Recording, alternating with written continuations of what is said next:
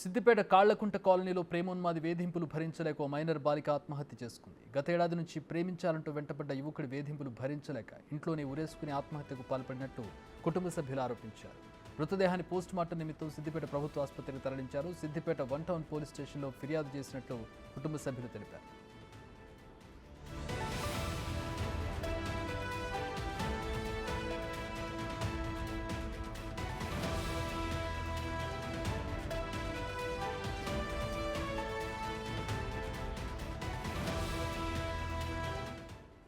మా ప్రతినిధి దుర్గారెడ్డి జాయిన్ అవుతూ ఉన్నారు. దీనికి సంబంధించి మరిన్ని వివరాలు తెలుసుకుందాం. దుర్గారెడ్డి, పేరెంట్స్ ఏమంటూ ఉన్నారు? అమ్మాయి చనిపోవడానికి ముందు ఎలాంటి వివరాలు తెలియజేసింది? దీనికి సంబంధించి పోలీసులకు ఏమైనా కంప్లైంట్ ఇచ్చారా? చక్రి ఇటీవల ఒక 3 మాసాల కింద మాత్రం తల్లికి మాత్రం తన కూతురు చెప్పింది ఇట్లా ఎర్సన్పల్లికి సంబంధించిన ఒక యువకుడు మాత్రం వెంటపడుతున్నాడు, ప్రేమిస్తున్నా, పెళ్లి చేసుకోవాలని చెప్పి వేధిస్తున్నాడని చెప్తే ఆ ఫోన్ బంద్ చేయని చెప్పి, ఫోన్ అవసరం లేదని చెప్పి ఫోన్ వాడకుండా కూడా ఆమె జాగ్రత్తలు తీసుకోవడం జరిగింది.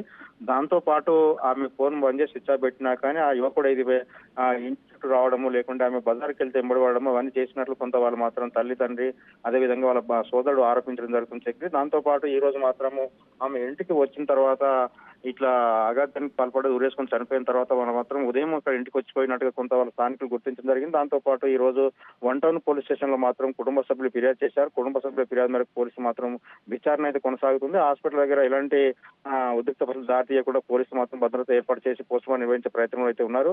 ఇదంతా కేసు నమోదు చేసినాక అతను యువకుడు ఎవరు, ఏ విధంగా జరిగింది, ఏంటి అనే విషయాలు అయితే బయటకు వచ్చే అవకాశాలు కనిపిస్తున్నాయి. దీంతో పాటు మైనర్లు కావచ్చు, లేకుంటే 18-20 లోపు ఎవరైతే ఉన్నారో వాళ్ళంతా కూడా ప్రేమ వ్యవహారం అంటే వాడితే మాత్రము 100కు డైల్ కానీ లేకుంటే పోలీసులను ఆశ్రయించాలని చెప్పి కొంత అవగాహన కల్పించినా ఈ తల్లిదండ్రులు, ఎందుకంటే అక్కడ ఏడ పేరు వస్తుంది, ఏడ భయపడి కొంతమంది ముందుకు రాకపోవడం వల్ల ఇలాంటి సంఘటన జరిగినట్టు కొంత మనకైతే వాళ్ళ కుటుంబ సభ్యుల నుంచి వచ్చిన సమాచారం మేరకు తెలుస్తుంది చక్రి. పోస్ట్ మార్టం రిపోర్ట్ వచ్చిందా? ఒకటి. రెండోది, వెంటబడినంత మాత్రాన ఆత్మహత్య చేసుకునే పరిస్థితి ఉంటుందా? అంటే ఇంకా ఏమైనా జరిగిందంటే ఇంట్లో తిట్టడం కానీ, లేదంటే అతడు ఆమె మీద దాడి చేయడం ఇలాంటివి ఏమైనా జరిగాయా? దానికి సంబంధించిన వివరాలు ఏమైనా ఉన్నాయా? అయితే చక్రి, ఒకవేళ నిజంగానే అమ్మాయిని వీళ్ళు తల్లిదండ్రులే కావచ్చు, తన సోదరుడే కావచ్చు, ఎందుకు వెంట పడుతున్నాడని కొంచెం కనీసంగా మాట్లాడే అవకాశం ఉంటుంది.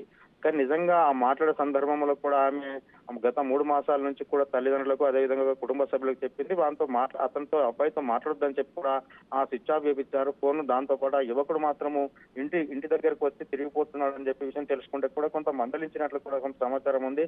నిజంగానే అమ్మాయి వాళ్ళు మందలించారా, లేకుంటే అక్కడితో మాట్లాడొద్దని చెప్పారా, లేకుంటే ఎందుకోసమే వ్యతిరేకించింది అనే విషయం కూడా పూర్తి లేదు. పోలీసులు మాత్రం ఇప్పటివరకు పోస్ట్ మార్టం పూర్తి కాలేదు కనుక ఆమె ఇచ్చిన ఫిర్యాదు మాత్రమే స్వీకరించి డెడ్ బాడీని తీసుకొచ్చి మన పోస్ట్ మార్టం నిర్వహించే ప్రయత్నంలో ఉన్నారని చెప్పవచ్చు.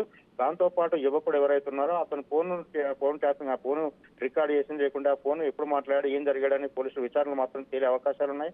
నిజంగా అతను వేధించాడా, లేకుంటే మామూలుగా ప్రేమ వేగంతో పెళ్లి చేసుకోవాలని చెప్పాడా అనే విషయాలు కూడా ఆ కోణంలో కూడా అతను ఫోన్ తీసుకొని విచారణ వేగవంతం చేసే ఆలోచన అయితే పోలీసులు మాత్రం చెప్తున్న విషయం మనకు తెలుస్తుంది. దీంతో పాటు అమ్మాయి నిజంగానే తల్లిదండ్రులతో పాటు అతను అబ్బాయి ఎంతవరకు వేధించాడు, ఒకవేళ ఆత్మహత్య చేసుకోవాల్సినంత అవసరం ఏముందని చెప్పి ఆ కోణంలో కూడా ఆలోచిస్తే మాత్రము ఆమె ప్రేమ నిజంగానే నిరాకరించిందా, లేకుంటే ఈ పెళ్లి వద్దంటేనే ఆమె ఆఘాత్యానికి పాల్పడ్డదనే విషయాలు కూడా పోలీసు విచారణలో తేలే అవకాశం అయితే ఉంది. All right, thanks for the updates Durga Reddy.